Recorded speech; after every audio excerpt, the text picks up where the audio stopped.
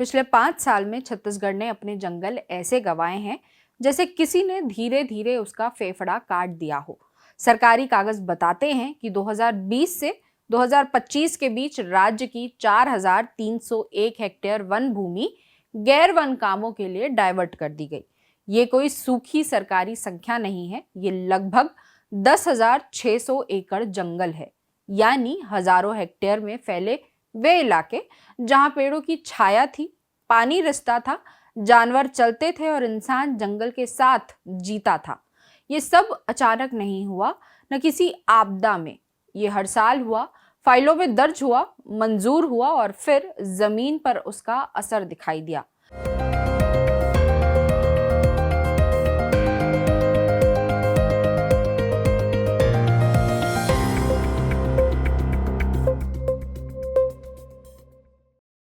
जरूरी बात में आपका स्वागत है।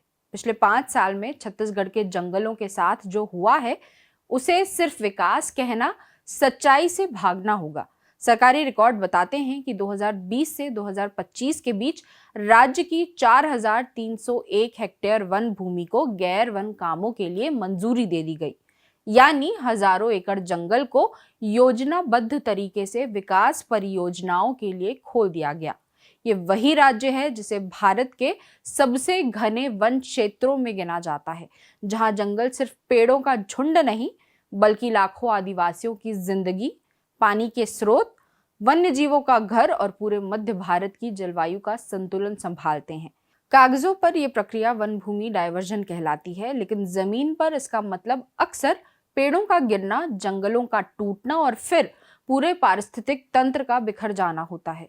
और जब इसी दौर में देश भर में खनन जैसी गतिविधियों के लिए हजारों हेक्टेयर वन क्षेत्र को मंजूरी मिलती दिखती है, तो ये साफ संकेत देता है कि छत्तीसगढ़ जैसे खनिज समृद्ध राज्यों में जंगल सिर्फ प्राकृतिक विरासत नहीं रहे, बल्कि विकास की दौड़ में सबसे पहले कुर्बान किए जाने वाले संसाधन बनते जा रहे हैं। यहाँ सबसे पहले ये समझना जरूरी है कि डायवर्जन और डिफॉरेस्टेशन एक चीज नहीं है। डायवर्जन का मतलब है कि वन भूमि को कानूनी तौर पर किसी और काम के लिए इस्तेमाल करने की अनुमति देना। डिफॉरेस्टेशन का मतलब है जंगल का असल में उजड़ जाना, पेड़ों का कटना, जमीन का साफ होना, पूरा इकोसिस्टम टूट जाना। लेकिन छत्तीसगढ़ की हकीकत यह है कि डायवर्जन अक्सर कागजी प्रक्रिया भर नहीं रह जाता, वह आगे चलकर जमीन पर डिफॉरेस्टेशन में बदलता है। सड़क बने, खदान खुले, बिजली लाइन खिंचे, हर बार सबसे पहले जंगल ही हटता है। सरकारी आंकड़े बताते हैं कि छत्तीसगढ़ में ये डायवर्जन किसी एक साल की कहानी नहीं है।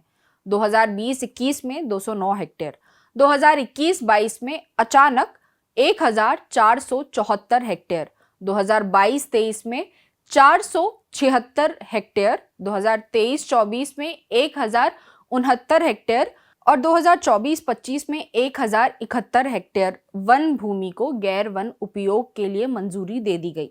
ध्यान दीजिए, 3 साल ऐसे हैं जब हर साल 1,000 हेक्टेयर से ज्यादा जंगल फाइलों में उपयोग परिवर्तन का शिकार हुआ। ये किसी आपातकाल का आंकड़ा नहीं है, ये नियमित विकास प्रक्रिया का हिस्सा बन चुका है। अब सवाल ये नहीं है कि जंगल कागजों पर कितने बदले गए, बल्कि ये है कि जंगल जमीन पर कितने बचे। छत्तीसगढ़ में सड़क, बिजली, रेलवे और खास तौर पर खनन परियोजनाएं उन इलाकों में आती हैं जहां जंगल घने हैं। यहाँ विकास का रास्ता जंगल को काट कर ही निकाला जाता है।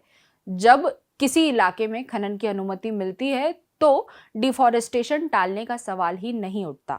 पूरी जमीन साफ की जाती है, बड़े पेड़ गिरते हैं, झाड़ियां हटती हैं, मिट्टी की ऊपरी परत खत्म होती है। इसके बाद उस जगह का जंगल के रूप में लौटना लगभग नामुमकिन हो जाता है। देश भर में 2020 से 2025 के बीच 18,913 हेक्टेयर वन भूमि सिर्फ खनन के लिए मंजूर की गई। छत्तीसगढ़ इस तस्वीर से अलग नहीं है। ये राज्य कोयला, लौह अयस्क और बॉक्साइट के कारण लंबे समय से खनन कंपनियों के निशाने पर रहा है। खनन से होने वाला डिफॉरेस्टेशन सबसे क्रूर होता है क्योंकि ये अस्थायी नहीं स्थायी होता है। खदान बंद भी हो जाए तो जंगल वापस नहीं आता। छत्तीसगढ़ के जंगलों का सवाल सिर्फ पर्यावरण का नहीं है, ये सीधा सीधा जीवन का सवाल है। राज्य के बड़े हिस्से में आदिवासी समुदाय रहते हैं, जिनके लिए जंगल बाजार नहीं, घर है। महुआ, तेंदू, साल, बीज, लकड़ी, जड़ी बूटी, ये सब उनकी रोजमर्रा की अर्थव्यवस्था का हिस्सा है। जब डिफॉरेस्टेशन होता है तो ये सब एक झटके में कमजोर पड़ जाता है। जंगल कटते हैं तो पहले छाया जाती है, फिर पानी सूखता है और अंत में लोग उजड़ते हैं। सरकार हर बार प्रतिपूरक वनीकरण का तर्क सामने रखती है। कागज बताते हैं कि छत्तीसगढ़ में 5 साल में 12,477 हेक्टेयर क्षेत्र में पौधारोपण किया गया। सुनने में यह राहत जैसी लगती है, लेकिन यही सबसे बड़ा धोखा छिपा है। पौधारोपण और जंगल एक चीज नहीं है। प्राकृतिक जंगल में सैकड़ों प्रजातियां होती हैं, कई परतें होती हैं, मिट्टी और पानी का अपना रिश्ता होता है। इसके मुकाबले प्रतिपूरक वनीकरण अक्सर कुछ चुनिंदा प्रजातियों तक सीमित रहता है। कई बार उस इलाके से सैकड़ों किलोमीटर दूर किया जाता है जहां असल जंगल कटा। यानी जिस गांव का जंगल गया उसे बदले में जंगल नहीं मिलता, सिर्फ एक आंकड़ा मिलता है। कागज पर संतुलन बन जाता है, लेकिन जमीन पर नुकसान बना रहता है। यही वजह है कि छत्तीसगढ़ में जंगल घटने की शिकायत सिर्फ पर्यावरणविद नहीं, बल्कि आम ग्रामीण और आदिवासी भी करते हैं। सबसे डरावनी बात यह है कि ये सब अवैध नहीं है, न कोई चोरी है, न कोई छिपा हुआ काम। हर कटे जंगल के पीछे फाइल है, अनुमति है, शर्तें हैं। यानी जंगलों का नुकसान व्यवस्था के भीतर रहकर हो रहा है। यही इसे और भयावह बनाता है। जब विनाश नियमों के तहत हो तो उसके खिलाफ आवाज कमजोर पड़ जाती है। छत्तीसगढ़ का अनुभव ये बताता है कि विकास की मौजूदा परिभाषा में जंगल सबसे कमजोर कड़ी बन चुके हैं।